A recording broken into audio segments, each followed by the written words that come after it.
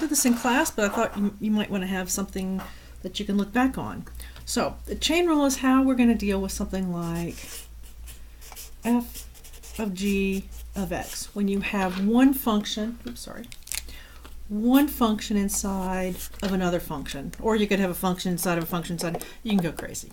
Okay, so the rule is, or the theorem is, the derivative is you take the derivative of f of x, leaving g of x inside intact, and then you multiply by the derivative of g of x.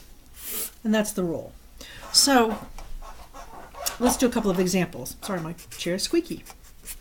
So let's say I have y equals sine of 3x.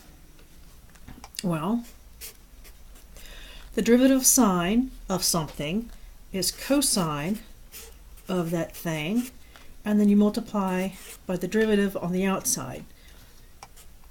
I usually like to put this in the front so it doesn't get sucked into the cosine. Let's say I have y equals x cubed plus 3x minus 5 to the 10th. Now I certainly don't want to multiply that out. So the derivative, I've got something raised to the 10th power. So I deal with the outside first. Then I pull out the derivative of the inside, which is 3x squared plus 3. So that's the derivative, using the chain rule. Now, we can also mix and match. We've got chain rule, we've got product rule, we've got quotient rule. We can do all of them or none of them and make some crazy problems up. So let's do one. Let's do y equals the square root of x squared plus 3x minus 7 all over x minus 5 to the third. That sounds good. Okay, so we've got a quotient rule going here. So to take the derivative, I need the bottom, x minus 5.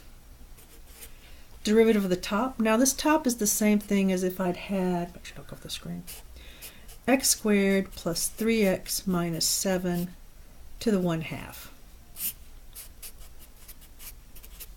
So bottom times derivative of the top is 1/2. All of that, x squared plus 3x minus 7. Subtract 1, I get negative 1/2 minus the top. I'm going to run out of space. Minus the top times the derivative of the bottom. I think I'll change to a skinnier pen. So the top, so x cubed plus 3x minus 7 to the 1/2 times the derivative of the bottom. Oh, now you can't see it.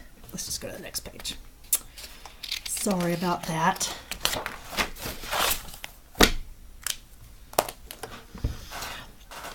So what was this again? I had y equals the square root of x squared plus 3x minus 7 all over x minus 5. Oh, what power was it to? The third. The third. So I have the bottom, derivative of the top, 1/2 x squared plus 3x minus 7 to the negative 1/2 times the derivative inside. Oh, I think I missed that. 2x plus 3 minus the top times the derivative of the bottom, which is 3x minus 5 squared, all over the bottom squared. Cube squared means I'm to the 6th.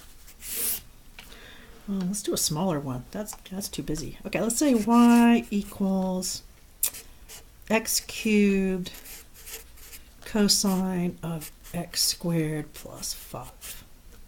So now we've got a product. So product rule, I've got the first. The derivative of cosine of something is negative sine something. So I've got negative sine of x squared plus 5 times the derivative of the inside is 2x plus the second times the derivative of the first. So I'm going to have 3x squared in the front, cosine of x squared plus 5. So that's the quotient rule. No, sorry, that's the product rule. We've done the chain rule with a product rule and a quotient rule. I can make it really, really gross, but you get the idea. So that is the chain rule.